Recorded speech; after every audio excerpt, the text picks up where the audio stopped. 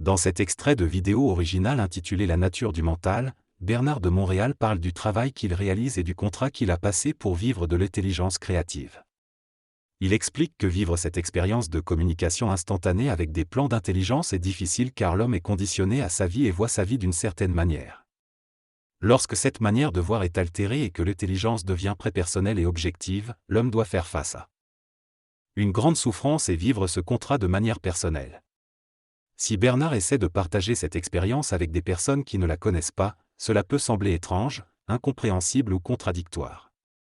Il mentionne également que ceux qui écoutent ses conférences peuvent être fascinés par l'énergie qui passe à travers son discours. Il prévient néanmoins que les paroles ne doivent pas être prises au sérieux et qu'il ne faut pas croire en lui. Il invite à écouter, observer et essayer de saisir ce qui est caché derrière les mots, apercevoir la vibration de l'énergie plutôt que de se perdre dans la forme psychologique imposée par les paroles. Il explique que le parapsychologique et la paralogique sont des termes qui définissent la nature de l'intelligence en dehors de la logique humaine, et que cela peut affecter la psychologie de l'homme qui n'est pas habitué à traiter avec ces concepts. L'aliénation survient lorsque l'homme ne parvient pas à comprendre cette logique et est emprisonné dans la logique humaine basée sur la mémoire et le symbolisme accumulé. Dans cette discussion, Bernard de Montréal aborde le sujet complexe de l'euthanasie, qui divise à la fois la science et la religion. Il souligne que tant que l'homme sera limité par sa forme de pensée, l'euthanasie sera débattue scientifiquement et religieusement, entraînant une polarisation sur le plan moral, philosophique, etc. Il affirme que l'euthanasie est un problème d'ordre involutionnel. Que l'homme est confronté à cette question en raison de son manque de conscience dans son intelligence, ou esprit. Il explique que l'Église doit donner des préceptes de conduite car l'homme n'est pas encore dans son intelligence, et que cela est nécessaire pour éviter l'aberration de comportement. En revanche, la science traite l'euthanasie de manière objective et froide, tandis que la religion et la spiritualité la traitent de manière subjective et chaleureuse, créant une opposition entre les deux approches. Bernard de Montréal affirme que ce n'est que lorsque l'humanité évoluera et que l'homme comprendra les lois de la vie, de la morale et de son intellect, qu'il pourra dépasser la dualité entre la religion et la science et aborder l'euthanasie de manière plus sereine. L'auteur évoque le phénomène de l'euthanasie, qu'il considère comme un problème d'involution et d'inconscience.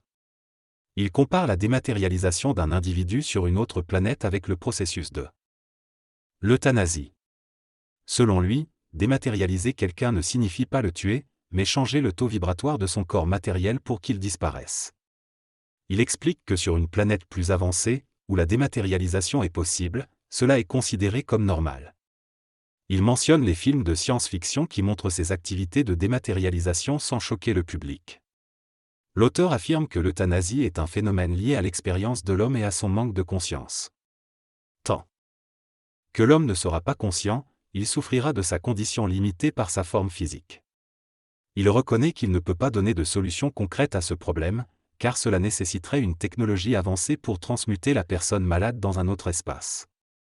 Il souligne que tant que l'homme ne découvrira pas une science permettant de mettre fin à la psychologie de la mort, le phénomène de l'euthanasie perdurera. L'auteur estime que l'euthanasie sera résolue grâce à l'opinion mondiale de la masse, et non par une autorité telle que l'Église ou la science. Il affirme que la moralité historique et les émotions de chacun entravent la résolution du problème. Il conclut en disant que le changement viendra lentement par l'opinion collective, et que jamais l'Église ne permettra l'euthanasie, ni la science sans émotion, ni les philosophes basés sur une pensée judéo-chrétienne. Dans cette conversation, Bernard de Montréal exprime son point de vue sur plusieurs questions sociétales. Il mentionne que l'humanité est souvent influencée par les valeurs judéo-chrétiennes et cela peut freiner certaines actions barbares. Il soutient également que l'euthanasie est un phénomène nécessaire qui évoluera avec le temps, sans qu'une autorité extérieure ne puisse imposer une résolution. Il évoque l'idée qu'un jour, un être doté de pouvoir et d'intelligence se manifestera, entraînant un changement radical dans les valeurs psychologiques et morales de l'humanité.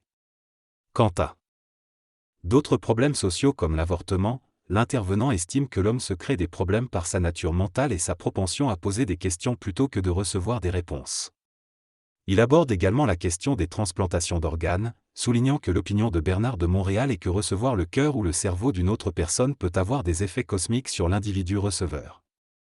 Dans cette conversation, les intervenants discutent de sujets liés au chakra, à la transplantation d'organes et à la perception de la vie au-delà du corps physique. Il souligne que le chakra cardiaque est le centre énergétique qui nous relie au cosmique et que les autres chakras fonctionnent grâce à l'éther. Ils abordent ensuite la question de la transplantation cardiaque et cérébrale, affirmant que ces interventions ne posent pas de problème au niveau des lois cosmiques, mais plutôt au niveau de la compréhension scientifique et de la manipulation des énergies. Il suggère que l'homme accordera de plus en plus d'importance aux activités scientifiques extraordinaires dans les générations à venir et qu'il se libérera progressivement de l'oppression morale liée à la vie matérielle. Il conclut en affirmant que l'euthanasie et les transplantations d'organes font partie du plan de vie de chaque être humain et que le problème réside plutôt dans la compréhension et l'application créative des lois de la vie. Dans cet extrait, l'auteur discute de la possibilité pour l'homme de changer la vibration d'un organe, ce qui éliminerait les maladies. Il souligne cependant que l'homme n'a pas encore cette capacité et doit se contenter de techniques mécanistes. Il explique que le problème de l'euthanasie et de l'avortement est complexe et que sa réponse dépend de la conscience individuelle et collective.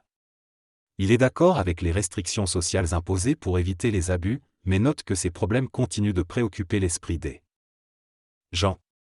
Il affirme également que quelqu'un qui atteint une conscience intégrale ne peut pas fonctionner dans une structure sociale existante, car il ne peut pas se conformer aux conventions psychologiques de l'humanité. La personne en question est différente, mystérieuse et éloignée de la société à grande échelle, mais elle peut réintégrer cette société une fois que sa structure a été complètement modifiée, si elle le souhaite.